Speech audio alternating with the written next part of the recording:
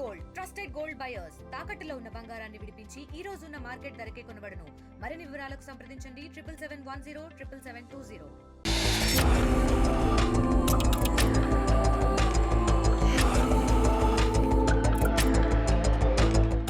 ఎంత కిరాతకుడైనా ఎవరైనా కత్తితో పొడిస్తే వెంటనే దాన్ని తీస్తారు లేదా అలాగే ఉంచి పారిపోతారు. కానీ సైఫ్ అలీఖాన్ పై జరిగిన దాడి చూస్తుంటే ఒళ్ళు గగ్గురు పొడుస్తోంది.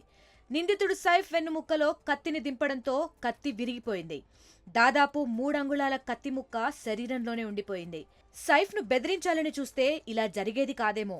సైఫ్ను అంతం చేయాలన్న కసితోనే ఆ నిందితుడు పొడిచాడా అన్న అనుమానం తలెత్తుతోంది.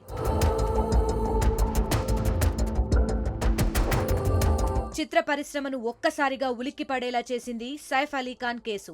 అంత సెక్యూరిటీ మధ్య సైఫ్ ఇంట్లోకి దుండగుడు ఎలా చొరబడ్డాడు? బాలీవుడ్ సీనియర్ హీరోను కత్తితో అన్నిసార్లు ఎలా పొడిచాడు? ఇవన్నీ ఆలోచిస్తుంటే అతనొక సైకో అని అర్థమవుతోంది.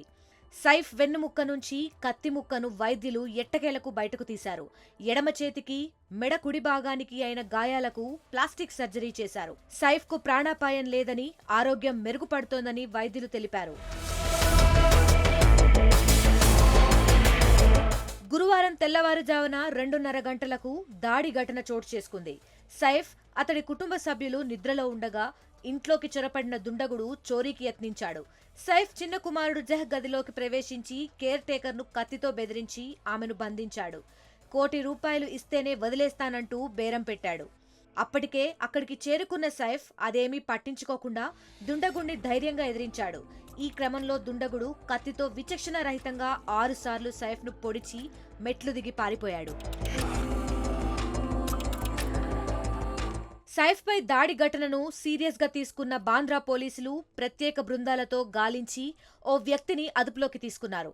సైఫ్పై కావాలనే ప్లాన్ చేశారా లేక డబ్బు కోసమే ఈ దాడి జరిగిందా అన్నదానిపై ఆరా తీస్తున్నారు. కొంతకాలంగా ముంబైలో బాలీవుడ్ హీరోలకు బెదిరింపులు ఎక్కువయ్యాయి.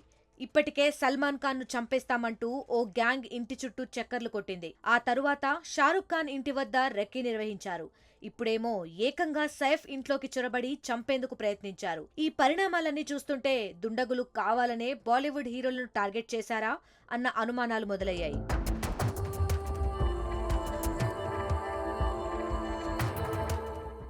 మరిన్ని వీడియోస్ కోసం ఛానల్ ని సబ్స్క్రైబ్ చేయండి. లేటెస్ట్ అప్డేట్స్ కోసం వాట్సాప్ ఛానల్ ని ఫాలో అవ్వండి. ఆ లింక్ డిస్క్రిప్షన్ లో ఉంది.